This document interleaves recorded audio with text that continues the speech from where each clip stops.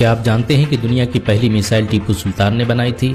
मैसूर के नवाब टीपू सुल्तान ने भारत के लिए जो किया वो आज तक कोई नहीं कर पाया। टीपू सुल्तान के शासनकाल में भारत सैन्य शक्ति के मामले में दुनिया का नंबर 1 देश बन गया था। टीपू सुल्तान की हुकूमत में बंगाल दुनिया का सबसे अमीर राज्य था।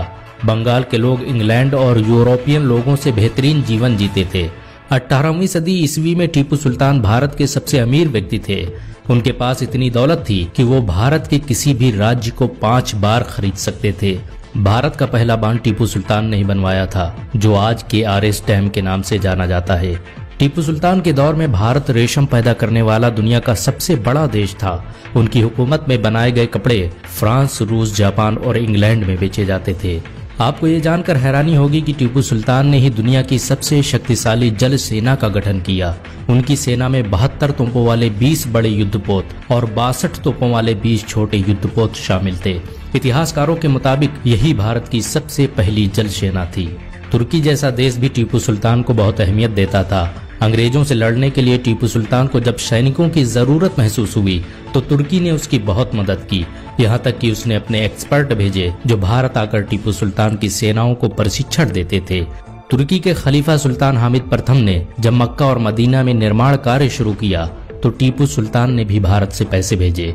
अंग्रेजों का मुकाबला करने के लिए टीपू सुल्तान ने न सिर्फ रॉकेट टेक्नोलॉजी का आविष्कार किया बल्कि जंग करने के नए तरीके भी खोजे। उन्होंने फतहुल मुजाहिदीन के नाम से एक किताब लिखवाई जिसमें युद्ध करने के तरीकों के बारे में बताया गया था। ये किताब युद्ध नीति पर लिखी जाने वाली भारत की पहली किताब थी। परमाणु बम का आविष्कार करने वाले डॉक्टर एपीजे अब्दुल कलाम के मुताबिक टीपू दुनिया का पहला व्यक्ति था जिसने रॉकेट टेक्नोलॉजी पर काम किया। भारत ने आज जितने भी रॉकेटों का निर्माण किया है वो सभी टीपू सुल्तान की टेक्नोलॉजी पर आधारित हैं। टीपू सुल्तान दुनिया का पहला मिसाइल मैन था। उसके बनाए गए रॉकेटों को देखकर ही अंग्रेजों ने रॉकेट बनाना सीखा। टीपू सुल्तान की सुबह कुरान की तिलावत से होती और रात तहज्जुद की नमाज के साथ, यहाँ तक कि उन्होंने पूरी जिंदगी में किसी शाही फरमान को बगैर बिस्मिल्लाह के नहीं पढ़ा। आपको ये जानकर हैरानी होगी कि टीपू सुल्तान ने भारत के 156 मंदिरों को जमीनें और गहने दान में दिए। उन्होंने कर्नाटक के श्रृंगेरी मठ को काफी दौलत दान में दी, जिसे बाद में मराठा के हिंदू शासकों ने लूट लिया।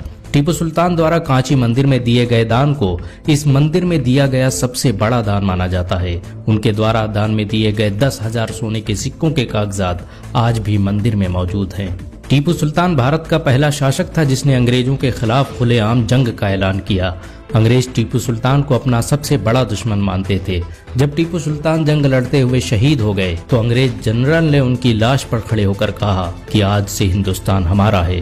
टीपू सुल्तान ने कभी अंग्रेजों से समझौता नहीं किया। वो अक्सर कहा करते थे कि मेरी जिंदगी अगर इस देश के काम आ जाए तो इससे बेहतर और क्या होगा। टीपू सुल्तान भारत की हिफाजत के लिए शहीद होने वाले पहले शासक थे। मरते वक्त उनकी जुबान से कुरान की आयतें जारी थी। भारत में आज भी हजारों टीपू सुल्तान हैं जो इस देश के लिए अपनी जान भी दे सकते हैं। अगर एक मुसलमान होने के नाते आपको गर्व महसूस हुआ हो तो इस वीडियो को लाइक और शेयर